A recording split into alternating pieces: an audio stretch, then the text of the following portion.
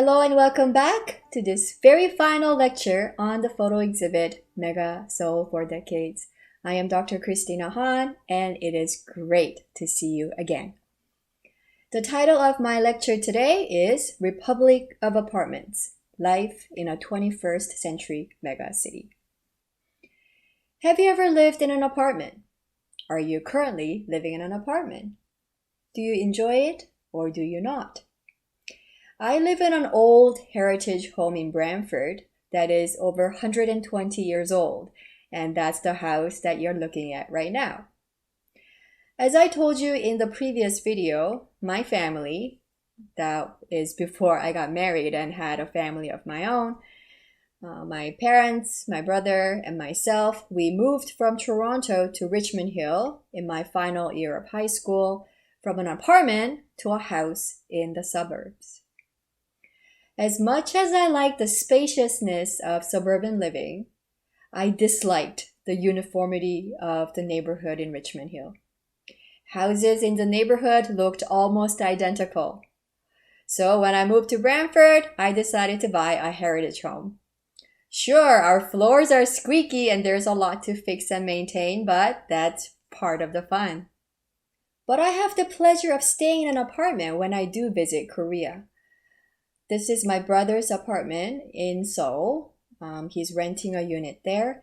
And the past 2 times I was there, I stayed at his place.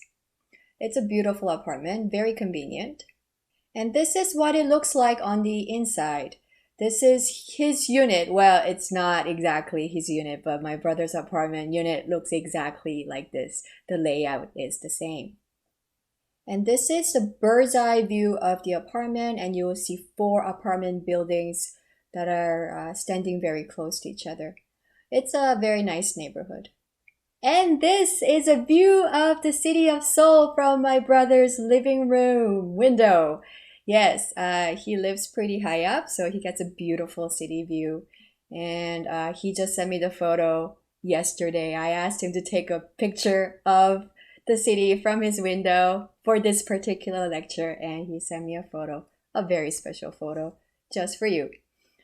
So, did I enjoy staying in his apartment? Sure I did. Well, 2 years ago, I took my family, which includes my 2 children, aged 6 and 8 at the time, and we stayed in this apartment for 3 weeks.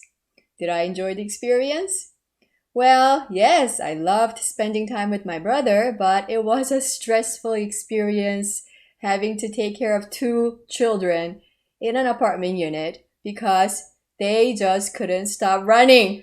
Yes, my kids who were born and raised in Canada, they're just so used to running everywhere, and I had to tell them, don't run, pretty much every 10 seconds.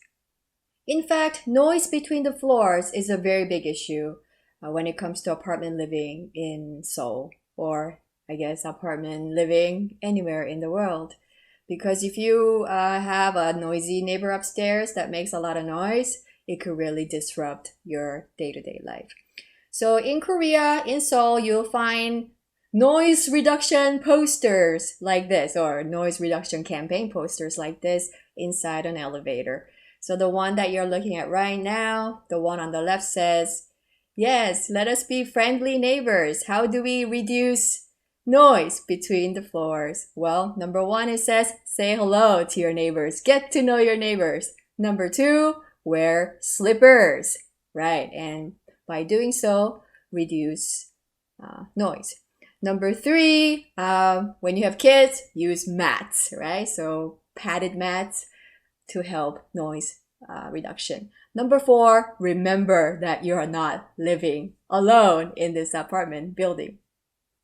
But what should you do when someone living above you or someone living next door to you continue to create disturbance by making noise?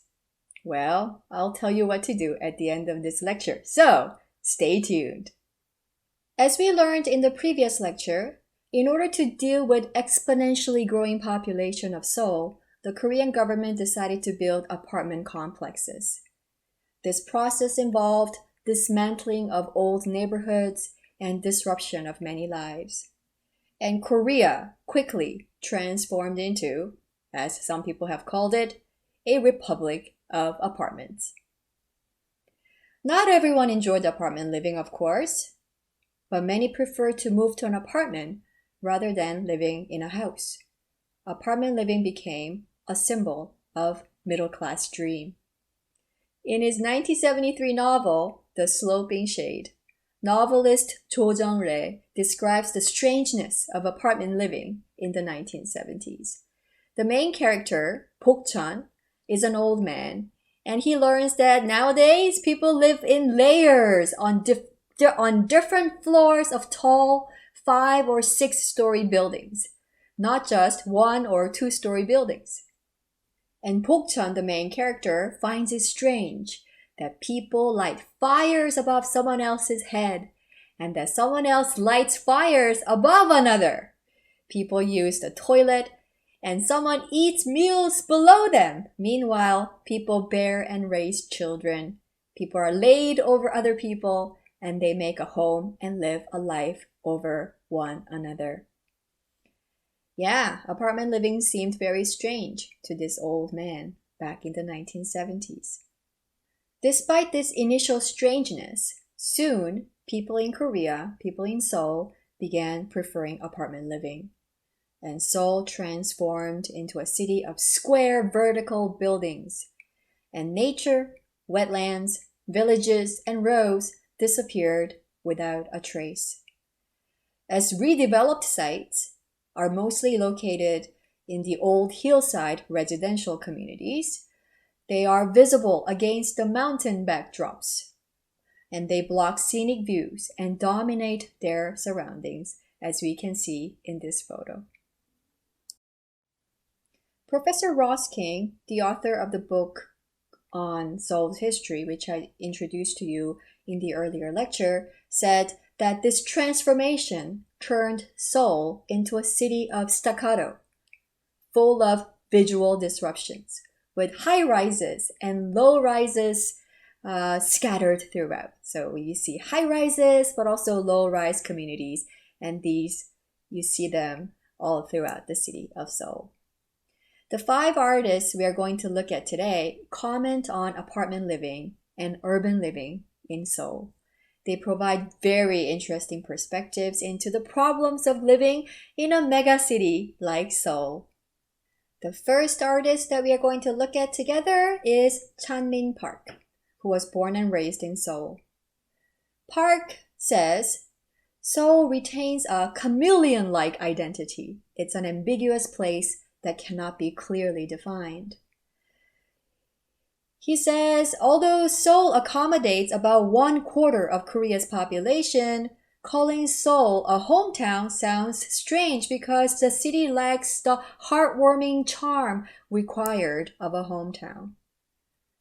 He also describes Seoul as a place where nothing old-fashioned and outdated can be tolerated. So thus, Seoul can be a somewhat intimidating city. Yet, a lot of people live here and they have become very familiar and comfortable with living in Seoul, but at the same time feeling unsatisfied and uneasy about the city life as well. We have 3 photos by him included in our exhibit, and these photos come from his series called Blocks. It is fascinating work, and he takes pictures of apartment buildings in Seoul. Let's take a look at one of them. Dated 2015. What do you notice? Do you notice anything strange? I showed this photo to my children, and my son, who is 8 now, said that there are no windows. That's right, yes, there are no windows on these apartment buildings. Park captured apartment buildings in Seoul, and he erased the apartment labels and windows. Apartments are blocked off like containers and boxes. They now look like Lego blocks. Hence the name of the series, Blocks. Towering behind the low-rise housings, apartment buildings, like artificial blocks, stand tall. Here is another example from the same series, Blocks. So why did Park alter the images and erase the windows? He says in an interview that he wanted people to reflect on the artificiality of apartment living. Windows are the only openings on these buildings except for the main entrance on the first floor. He makes us see apartments as mass-produced, standardized commodities that make living impossible. Imagine living inside a windowless apartment building. He said in the original Korean catalog, quote, "Imagine a house without windows, no light, no wind, and no view." End of quote.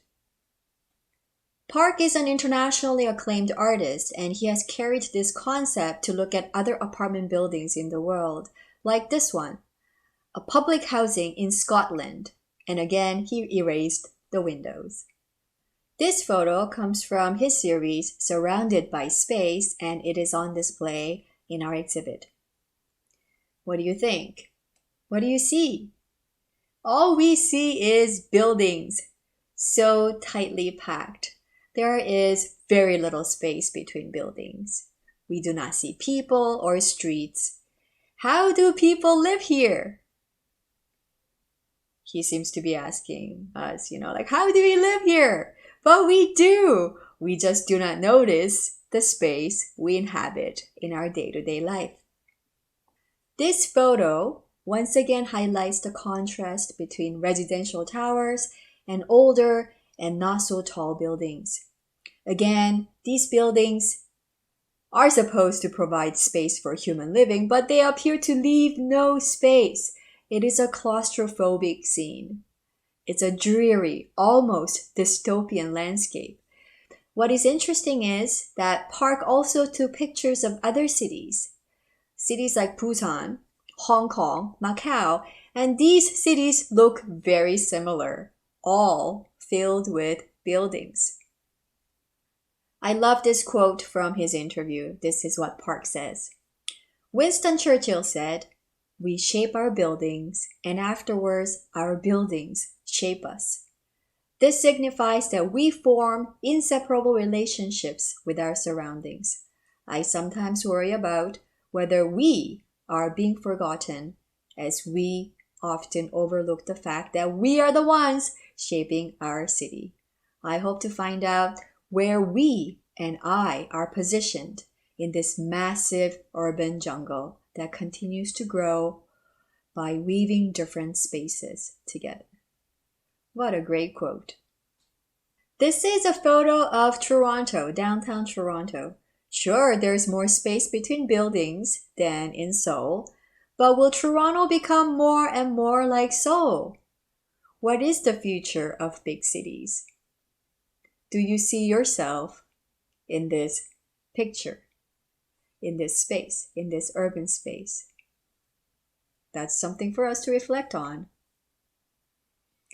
Urban life is more than just apartment living. It also includes other leisurely activities. This brings us to our second artist, Byungsang. Bang was born and raised in Chuncheon, but he's now living and working in Seoul. But he says Seoul to him feels more like a stopover rather than a final destination. His photos included in our exhibit come from his 2004 series, Looking at Sunnyside. And in this series, he explores the parks and other leisure sites along the Han River and people's leisure activities, as well as the relationship between natural and built environments. Take a look at this photo called Tree from 2004. It looks very strange indeed. Nature looks very uncomfortable, almost unnatural. On the lawn, under the very slim trees with very few branches and leaves, people are picnicking.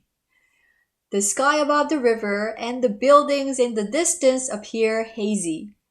The lawn, the people, the trees all appear very artificial.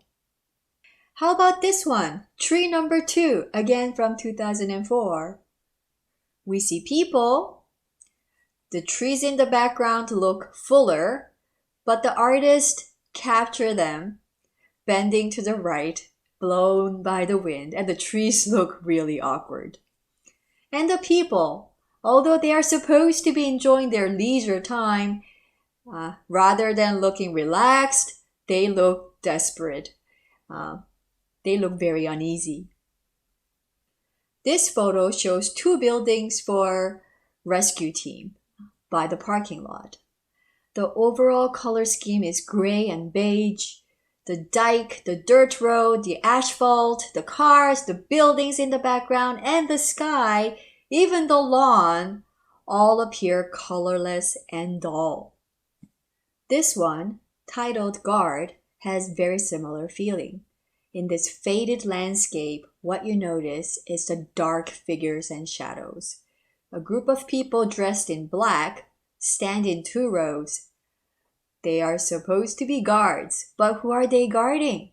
We don't know, but our attention goes right to them. Through these images, Bong portrays the strangeness of everyday urban spaces and sites. He describes Seoul as a space of hard-to-define chaos, where cultures, both homogeneous and disparate, interact with one another and amplify changes. He says Seoul feels like a backdrop in a sci-fi novel. There is a sense of dystopia captured in these photos and help us ask questions such as, how natural is the natural environment in our city? What is the relationship between people and environment? Why do we live and behave the way we do in our urban environment? Another artist who explores the relationship between nature and urban environment is Eunjong LEE, who was born and raised in Seoul. In an interview, she said, when she decided to photograph Seoul's cityscapes, it was rows of apartment buildings that stood out the most. She has a love-hate relationship with apartment buildings of Seoul. She says identical-looking apartment buildings are not beautiful to look at, but they also make Seoul a familiar place to many people. Seoul, after all, is a city of apartments. The 2 photos by her in our exhibit come from her series called Seoul Physiognomy, dated 2012. And this is how they appear in our virtual exhibit. They are quite large. They fill up the whole wall. Let's take a look at this one called Library. In front of rows of apartment buildings stands a building. That is the library. What do you think? Notice the unevenly growing trees that surround the library. In fact, the trees are also growing between these apartment buildings. In fact, the trees seem to overpower the buildings themselves, standing in stark contrast to the buildings with geometric lines and shapes. The trees are growing in their own fashion, unevenly, creating a feeling of unease. In a quote, Lee said, "Many must believe that Seoul's cityscapes are dominated by the height, design, and materials of different buildings. However, in my opinion, trees are what add personality to a city and instantly provide a certain place with an iconic ambiance that makes it stand apart from others." The wildly growing trees in Lee's photos and the stick-like trees in Pang's photos we just examined paint a very different relationship between nature and urban landscape. In Lee's vision of Seoul, we find nature not only existing but thriving, even in the dreary concrete urban landscape, following their own natural course. Take a look at this photo titled Playground. Where is the playground? The clear space enclosed by apartment buildings and what appears to be a school seems to be the playground. Again, trees are growing everywhere, filling up the spaces between buildings. In the background, we see a mountain, again, filled with trees. Through these works, Lee invites us to think about some important questions. What is nature for today's urbanites? Should we keep nature intact at the expense of convenience? She helps us see the strangeness of Seoul's urban environment, or urban environment in general. This is an aerial shot of downtown Toronto. Where do we see trees? Not too many trees. What is nature for Canadians living in big cities like Toronto? That's something for us to think about. Urban life also includes everyday sights, commercial life, and what we see on the streets. And this brings us to our fourth artist, Myung. Ju was born in Hwanghae-do province, which is now part of North Korea, and he moved to South Korea during the war, just like my families, both my mom's side and my father's side families. Ju documented the evolution of Seoul for decades, beginning in the early 1970s. He captured cityscapes, but also photos that communicate his personal thoughts about the city at the same time. Ju is considered by many to be the father of contemporary documentary photography in South Korea. He became famous for his work on Harry Holt Memorial Orphanage in 1966. It's an orphanage for mixed-race children in South Korea, children born from Korean women and American soldiers stationed in South Korea. In 1964, he went to the orphanage to help as a volunteer and was moved to photograph the children there to raise awareness. I personally love these photos. I find them to be very powerful and moving. And here we have photos of mixed race orphans. Perhaps because I live in Canada, they all look like my children to me, of course. The people captured in these photos are older than me. But these were the children forgotten by both Korean and American societies. And Ju's work really helped people at the time to critically examine what it means to be Korean, the problem of racism. For me, I can really see myself in these children, although I am not mixed biologically, culturally, I certainly am. Like a hybrid. And this right here is perhaps the most iconic work from the whole series. Ju's photos of Seoul featured in our exhibit come from his 2020 collection called Seoul. Like the photos of orphans that we just saw, the photos of Seoul by him also invite us to think about the city as a kind of cultural hybrid where different identities collide. Take a look at this photo taken in 2007. What do we see here? An image of a Western woman, a model, on an advertising poster behind a show window. And we also see a reflection of the photographer himself taking the photo. The two images, two reflections, layer on top of each other, creating an image with depth. Ju noted in an interview that he sees Seoul as a city dominated by international advertisements of foreign luxury brands. In this one, we again see the face of a Western model and also a reflection of people dressed in traditional Confucian robe, perhaps for a ritual ceremony. We again see this double image. Ju says, many parts of Seoul now look like parts of a Western city, filled with signs and images of westernized and capitalistic culture of South Korea. He is concerned that much of what is traditionally Korean would disappear due to rampant commercialization. And in this one, we see reflections of a Korean pine tree and office buildings layered on top of a blurry image of a mannequin. Ju captured various parts of Seoul as he says, from his own heart. And he portrays Seoul like a fragmented mosaic, a megacity that was a result of compressed modernization and urbanization. What makes Seoul different from the cities that we know? Is Seoul all that different? Seoul is different, but also very similar to all the cities that we are familiar with, composed of different layers, a fragmented mosaic. Is this all but a mirage, a middle-class illusion? The photos that Chu captures of Seoul. Do we see our own images, reflections, desires, insecurities on these advertising posters and show windows? Chu asks us to reflect on these questions through his wonderful works.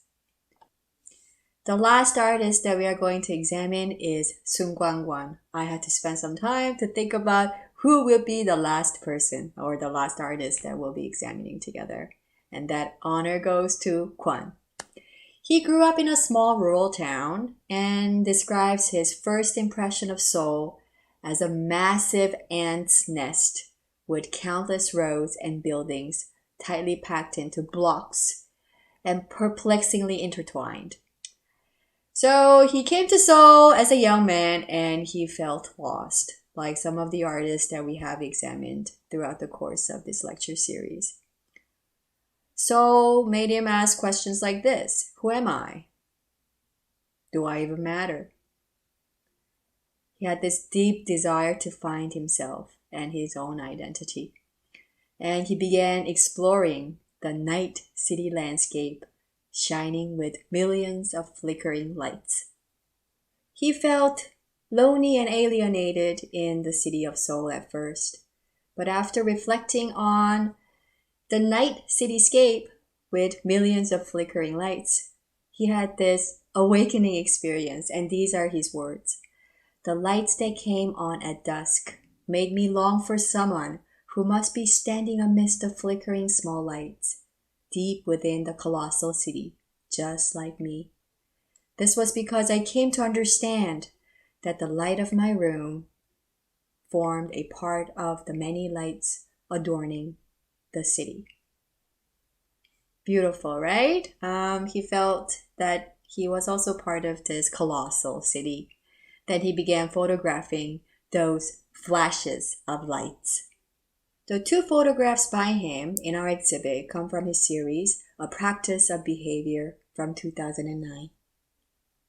In an interview, Kwon has said that Seoul at first felt like a huge factory, making eerie and nauseating noises and operating in a coarse fashion, full of buildings, cars, and people. As a newcomer to the city, he felt perplexed, lonely, and tense. But this experience also fueled his creativity as an artist. Eventually, he writes that this sense of isolation turned into a languid sense of comfort and friendliness as he became more familiar with the city. And he began to explore the deeply social yet personal experience of the city of Seoul. In his own words, delving into the innermost part of the city. This photo here shows how his photographs would normally be displayed in a gallery. They're giant photos. Take a look at this work here. What do you see? His photos of Seoul glow brightly in the night sky. Even the sky looks brightly lit, and the buildings, the streets, moving traffic are all illuminated with lights. Seoul looks clean, the buildings look like boxes, very geometric. But what is the title of this work? It has a very long title. A man passing by, listening to a man speaking angry words to a woman who sits silently on the flower bed. Although from this small image on this slide, you cannot see the three people mentioned in the title because they appear minuscule in relation to other tall buildings in this photo, The artist draws attention not to the urban landscape, not to the buildings, but to human relationships, their actions, and drama accidentally captured in this image. This one is titled "A Woman Talking for a While on the Street After the Man Leaves." We see the passing of time from the traces of moving traffic. While this is a static image, the artist tells us that the photo is not a representation, but rather an event itself. He reveals the eventfulness of urban life, although the city and its urban landscape might appear monotonous, dull, and lifeless. The scenes captured are events, relationships, stories of people of Seoul. The artist KWON uses photos to shed light on the relationships formed with strangers through the eyes of an observer, the observer who adds drama to what is seen through an interpretive act. Yes, apartments have come to dominate our urban landscape, and they're not going to go away anytime soon. As this photo by Kim Gi-chun from 1973 shows, we are all witnessing the encroachment of apartment complexes in Toronto, in Ottawa, in Brantford. But as KWON, the artist we just examined, reminds us, that in this urban landscape of Seoul, which could at times appear alienating and devoid of life, there are people, there are relationships, and there are life stories. Now is the time to answer the question I raised at the beginning of this lecture. So what do you do if your neighbors upstairs and next door apartment unit keep making noises? What do you do?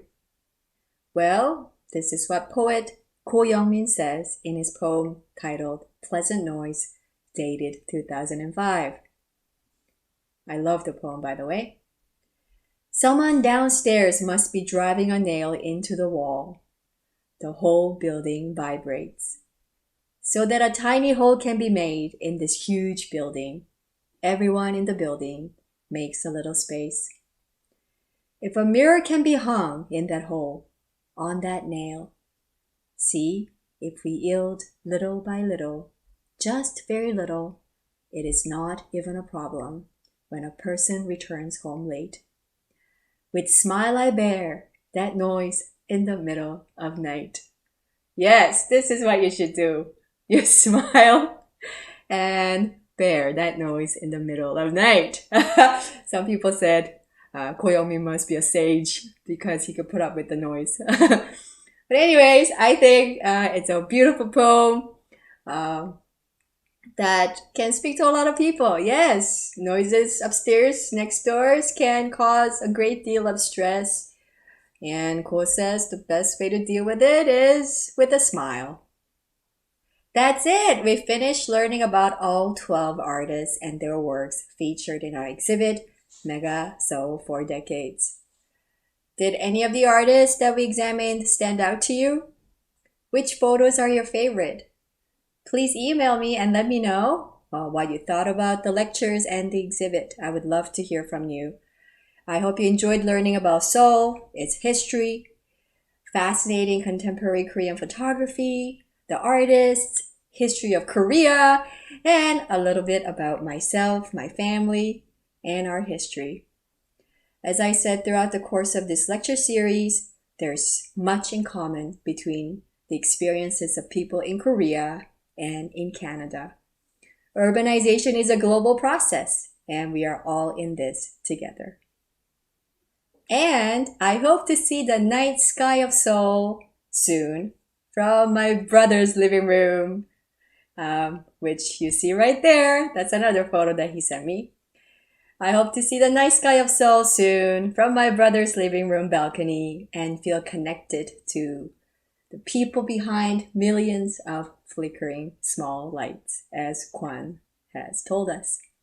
I would like to thank the Korean Cultural Center, the Korean Embassy in Ottawa, the Museum of Photography Seoul, and Wilfrid Laurier University for making this lecture series possible. And thank you all for watching. 감사합니다.